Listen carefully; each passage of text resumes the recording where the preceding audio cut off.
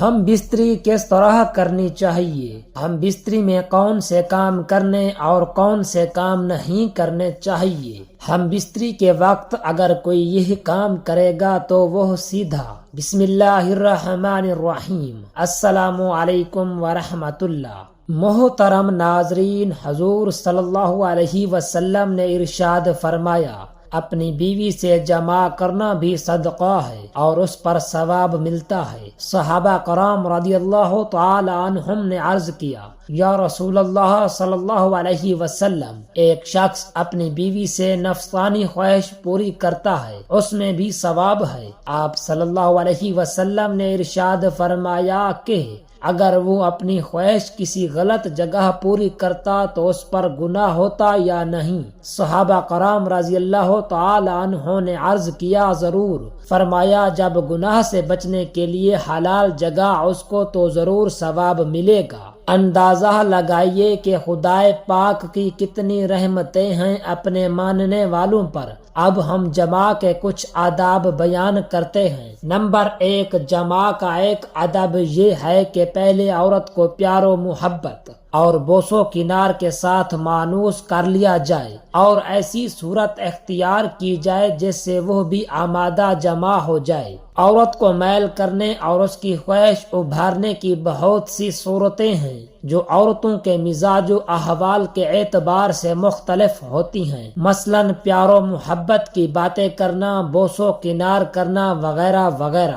اتباع نے لکھا ہے کہ عورت میں جنسی خواہش اس کے پستان دبانے سے، نیز پستان کے سرے کو آہستہ آہستہ ملنے اور چوسنے سے بہت زیادہ اور جلدی پیدا ہوتی ہے۔ پستان چوسنے کی وجہ سے اگر منہ میں دودھ آ گیا تو اسے تھوک دے۔ شوہر کے لیے اپنی بیوی کا دودھ پینا حرام ہے۔ اگر عورت کا دودھ منہ میں چلا جائے نکاح نہیں ٹوٹتا مگر حرام ضرور ہے۔ اتباع نے یہ بھی لکھا ہے کہ عورت کے جسم میں شہوت کا مرکز مختلف اعضاء میں ہوتا ہے جن کے چھونے اور ملنے سے اس کی شہوت ابھرتی ہے۔ قرائن سے اس کا اندازہ ہو سکتا ہے۔ بہرحال جب تک مکمل طور پر اس کی خواہش نہ ابھرے جس کا اظہار خود ہی مختلف حرکتوں سے کر دیتی ہے، مثلا شوہر کے قریب ہوتے جانا، آنکھوں میں خمار پیدا ہونا، شوہر کے بدن پر ہاتھ پھیرنا، اس کو چوم لینا، انگڑائی لے کر اپنے بدن کے محاسن ظاہر کرنا وغیرہ،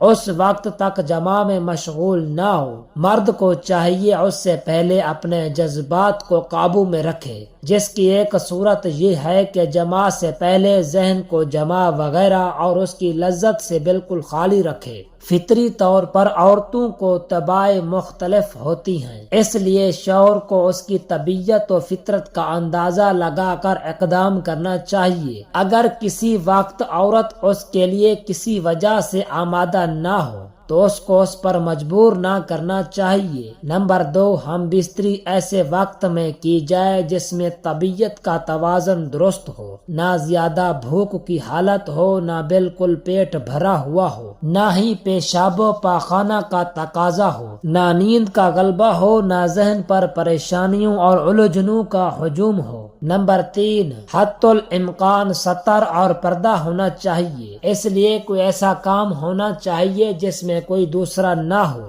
بلکہ نادان بچہ بھی نہ ہونا چاہیے۔ ہاں، بچہ سویا ہوا ہو تو الگ بات ہے، حتیٰ کہ جانوروں کی موجودگی بھی مناسب نہیں۔ اسی طرح کلام پاک یا دینی کتابیں ہو تو اس پر کپڑا ڈال دیا جائے۔ نیز ہم بستری کے وقت بالکل ننگا ہونا اچھا نہیں، بلکہ باقدر ضرورت ستر کھولنا چاہیے اور باقی بدن پر کپڑا وغیرہ ڈال لیا جائے۔ نمبر 4، جماع کے موقع پر قبلہ رخ نہ ہونا چاہیے، یہ احترام قبلہ کے خلاف ہے۔ نمبر 5، جماع سے بلکہ ملاقات سے پہلے یہ بھی مناسب ہے کہ مسواک وغیرہ سے منہ صاف کر لینا چاہیے۔ منہ صاف رکھنا ویسے بھی مسنون اور فطرت میں داخل ہے، مگر اس موقع پر اس کا اور زیادہ اہتمام کرنا چاہیے تاکہ ابتدائی مراحل میں منہ کی بو سے ایک دوسرے کو اذیت نہ پہنچے۔ بلکہ کوئی خوشبودار چیز الائچی وغیرہ منہ میں ڈال لی جائے تو اچھا ہے۔ نمبر 6، جمع کرنے سے پہلے مذکورہ دعا کا پڑھنا صحیح احادیث سے ثابت ہے۔ ترجمہ: اللہ پاک کے نام کے ساتھ یہ عمل شروع کرتا ہوں۔ اے اللہ، ہم سب کو شیطان سے بچا، اور آپ اس سے جو اولاد عطا فرمائیں اس کو شیطان سے بچا۔ رسول اللہ صلی اللہ علیہ وسلم کا ارشاد ہے، اگر اس ملاپ میں حمل ٹھہر گیا تو اس بچہ کو شیطان نقصان نہیں پہنچا سکے گا۔ یہ دعا 70 کھولنے سے پہلے پڑھنی چاہیے۔ اگر 70 کھولنے کے بعد یاد آئے تو دل سے پڑھے، زبان سے نہیں، اور دعا دونوں کو پڑھنی چاہیے۔ شیطان کے نقصان نہ پہنچنے کے مطلب میں علماء نے کئی مطلب رکھے ہیں، مگر ایک عمدہ مطلب بعض علماء نے یہ بیان فرمایا کہ اس بچہ کا ایمان محفوظ رہے گا، شیطان اس کو ایمان سے نہیں ہٹا سکے گا۔ اللہ اکبر! یہ کتنی بڑی دولت ہے کہ ایک دعا کی برکت سے بچہ کا ایمان محفوظ ہو جائے۔ نمبر 7، عین صحبت کے حال میں بولنا بھی مناسب نہیں، نہ ہی اس وقت بیوی کے علاوہ کسی اور سے جمع کرنے اور لطف اندوز ہونے کا خیال ذہن میں ہونا چاہیے، ورنہ یہ بھی زنا کے مترادف ہوگا۔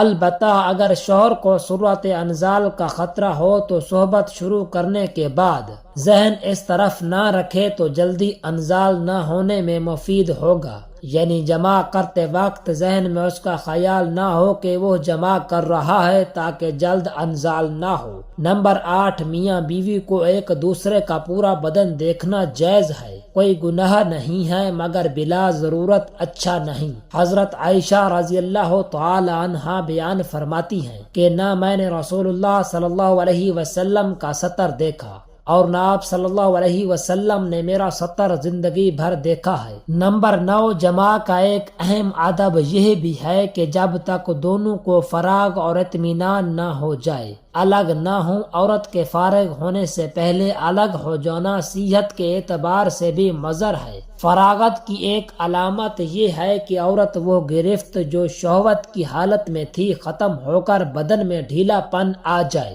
عام طور پر ایسا ہوتا ہے کہ مرد جلد فارغ ہو جاتا ہے اور عورت کو فراغت نہیں ہوتی، جس کی وجہ یہ ہے کہ عورت فطری طور پر مرعوب طبیعت ہے اور اس کے اعضاء جنسی پوشیدہ ہوتے ہیں، اس لیے اس کے انزال میں دیر لگتی ہے، اور مرد گرم طبیعت اور اس کے اعضاء زہر اور بحر ہیں، اس لیے وہ جلد فارغ ہو جاتا ہے۔ بہرحال اگر مرد پہلے فارغ ہو جائے تو اسے عورت کے فارغ ہونے تک اس حالت پر برقرار رہنا چاہیے، اور دونوں کے سکون اور فراغت کی اہم علامت یہ ہے کہ اس کے بعد دونوں کو اطمینان کی نیند آ جائے۔ اگر عورت کو سیرابی نہیں ہوئی اور اس حال میں مرد الگ ہو گیا تو عورت کے دل میں تسکین نہ ہونے کی وجہ سے بجائے محبت کے نفرت پیدا ہوگی، اور اگر ہر مرتبہ یہی قصہ چلتا رہا تو خطرہ ہے کہ وہ اپنی خواہش کی تکمیل کے لیے کوئی اور راہ تلاش نہ کر لے۔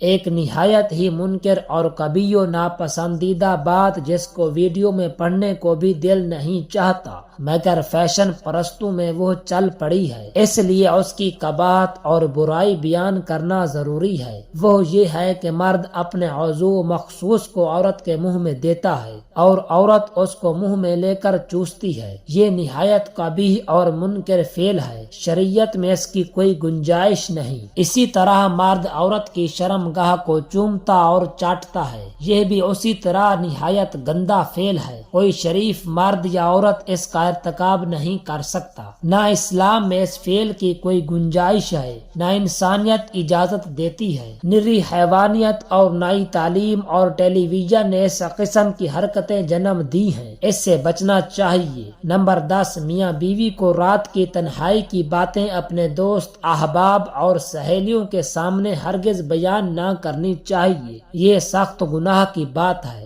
حدیث پاک میں فرمایا گیا ہے کہ دوسروں کے سامنے اس طرح کی باتیں کرنا گویا ان کے سامنے یہی کام کرنا ہوا، جو انتہائی بے حیائی اور بے شرمی کی علامت ہے۔ دعا ہے کہ اللہ رب العزت ہم سب کو شریعت کے مطابق اپنی بیوی سے ہم بستری کرنے کی توفیق عطا فرمائے۔ آمین ثم آمین۔ جزاک اللہ۔